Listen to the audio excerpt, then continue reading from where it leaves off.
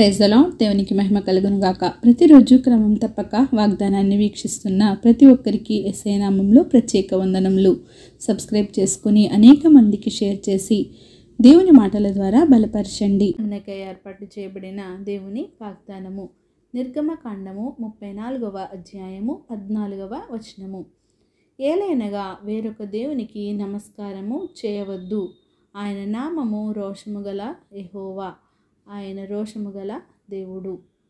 For thou shalt worship no other God, for the Lord, whose name is a jealous God. మోషేను దేవుడు కొండ మీదకు రమ్మని అక్కడ దేవుని వ్రేలితో రాయబడిన రాతి పలకలను ఇచ్చాడు. యెహోవా దేవుడు సీనాయి కొండ మీద మోషేతో మాట్లాడటం చాలించిన తరువాత మోషే కొండ దిగకుండా కొంచెం ఆలస్యం చేసినందుకు ఇశ్రాయేలు ప్రజలు అహరోను వద్దకు వచ్చి, మా ముందర నడుచుటకు ఒక దేవతను మా కొరకు చేయుము, మమ్మను తీసుకొని వచ్చిన మోషే అనువాడు ఏమయ్యాడో మాకు తెలియటం లేదు అని చెప్పారు. అందుకు అహరోను, మీ భార్యలకు, మీ కుమారులకు, మీ కుమార్తెలకు చెవులనున్న బంగారు పోగులను తీసి నా యొద్దకు తెండని వారితో చెప్పినప్పుడు ప్రజలందరూ ఆ విధంగానే వారి యొద్ద ఉన్న వాటిని తీసుకొని వచ్చారు. అప్పుడు అహరోను పోగరుతో రూపంను ఏర్పరిచి దానికి పోత పోసిన దూడగా చేశాడు. అప్పుడు వారు, ఓ ఇశ్రాయేలు, ఐగుప్తు దేశంలో నుండి నిన్ను రప్పించిన నీ దేవుడు ఇదే అనిరి. అప్పుడు యెహోవా దేవుడు మోషేతో, నీవు దిగి వెళ్ళుము, నేను రప్పించిన నీ ప్రజలు చెడిపోయారు. నేను నియమించిన త్రోవ నుండి వారు బొత్తిగా త్వరగా తొలగిపోయారు. తమ కొరకు పోత పోసిన దూడను చేసుకొని దానికి సాగిలపడి బలినర్పించి అదే తమ దేవునిగా చేసుకొని ఉన్నారు అని చెప్పారు.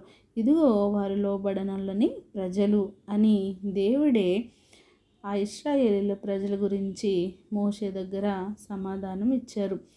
వారు ఎంత తొందరగా దేవునిని మర్చిపోయారో, వేరొక దారిలోకి వెళ్ళిపోయారో. సజీవుడు సర్వశక్తిమంతుడు అని వారికి తెలుసు. ఎన్నో అద్భుతాలు వారి కనుల ముందు జరిపించిన వాడని వారికి తెలుసు. అయినా వారు దేవునిని మర్చిపోయారు. అందుకే దేవుడు సెలవిస్తున్నారు, వేరొక దేవుని నమస్కారం చేయవద్దు అని సెలవిచ్చిన దేవుని ముందే వారు వేరొక విగ్రహాలను చేసుకొని వాటికి బలులను అర్పించి వాటిని దేవుడిగా కొలిచారు. అందుకే మన దేవుడు రోషము గల దేవుడు. యెహోవా అను నామమే నిజమైన నామము అని అందరూ తెలుసుకోవాలి. ఆమేన్. చిన్న ప్రార్థన.